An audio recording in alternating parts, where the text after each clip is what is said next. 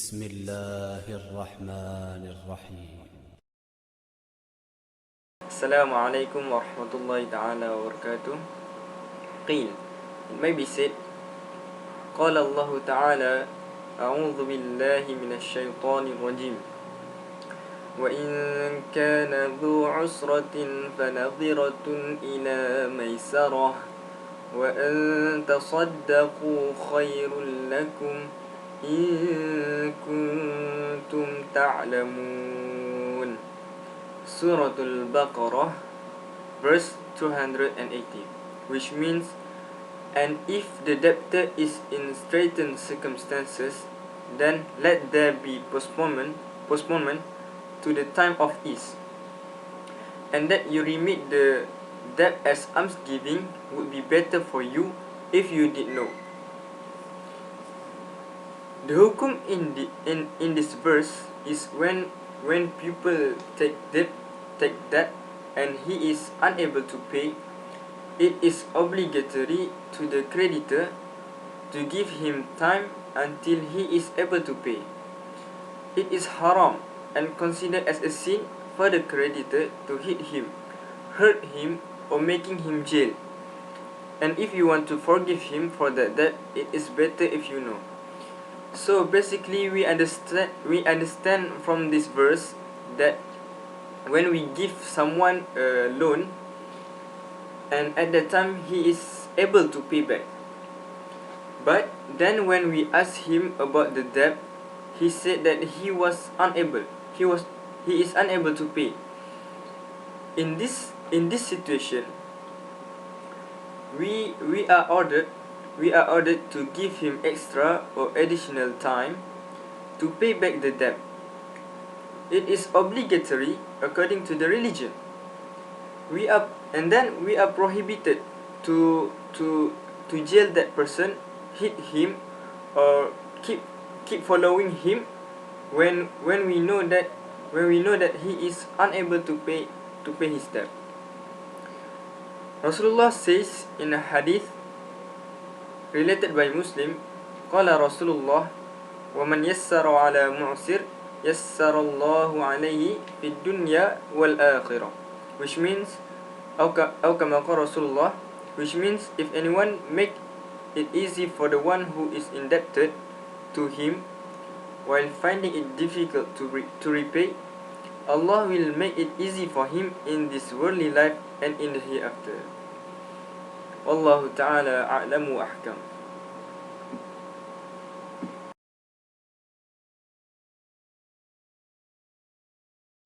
Opinion of Prophet towards the private debt or loan, that he actually discouraged people to make debt or loan. One of the authentic hadiths narrated by Abu Dawud, Prophet said that whoever have sufficient of money and then he asks people for money, then he actually asks for the ember of hell. And then the companions asked Prophet, what mean by sufficient?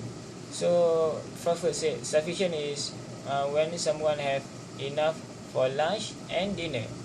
So actually, in my own opinion, I think the private debt and loan, it will make the situation become worse, as it may contain the element of the interest. So as we know that the interest is the same with the concept of riba. يمحق الله الربا ويربي الصدقات والله لا يحب كل كفار أثيم.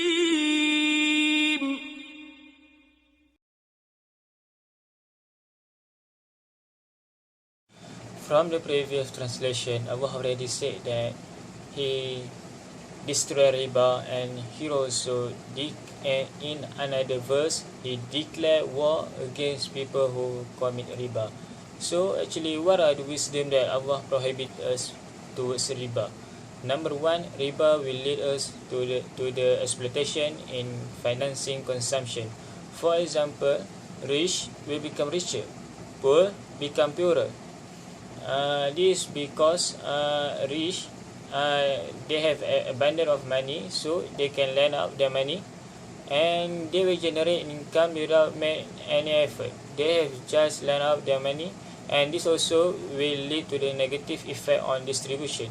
Number two, riba will lead to the negative effect of the credit society.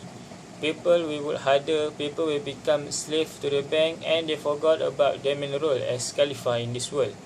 So as we can see, women also have been a labor force, so they don't have enough time to take care about their family. So this also one of the issue that will lead towards social ill.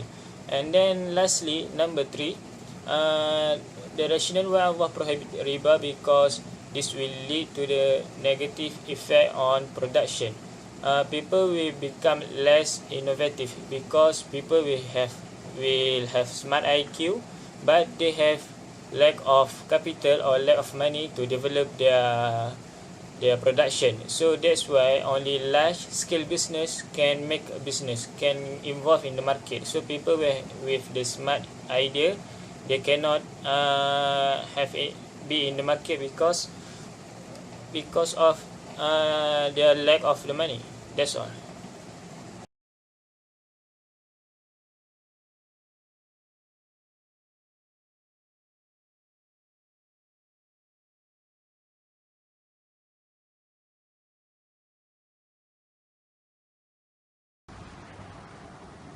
Okay, Assalamualaikum. Okay, now I will present to you about the background analysis of the hadith 2. And this hadith is taken from a book entitled Bulughul Maram min al-Adiyatil Ahkam in Arabic, which means the attainment of the objective according to evidences of the ordinances, written by Al-Hafiz Ibn Hajar Al-Asqalani. And he is one of the great scholars in our history. Okay, and I will tell you a brief story about his life. His full name is bin Ahmad bin Ali bin Ahmad. Bin Ali bin Muhammad bin Ahmad Al-Kinani Al-Shafi'i, and he was born on the 10th of Sha'ban in the year 773 Hijrah in Egypt. He is one of those scholars that possess a very strong and sound memory, complementary to his deep understanding in various fields of knowledge. He memorized the Al-Quran at a very young age, 9 to be precise, and that shows the precision and strength of his memory. And throughout his life, he traveled to many other places just for the purpose of seeking knowledge. Some of them are the Haramain, the Makkah and Medina, and Damascus, Palestine and Yemen. He started writing at the age of 23. And one of his students, which is Imam Ash-Shakawi, stated that the amount of books that he written reached 270 books. Al-Hafiz Ibn Hajar died after Isha prayer on 8 Zulhijjah in the year 852 Hijrah at the age of 79 years old. May Allah grant his soul his blessing and Jannah.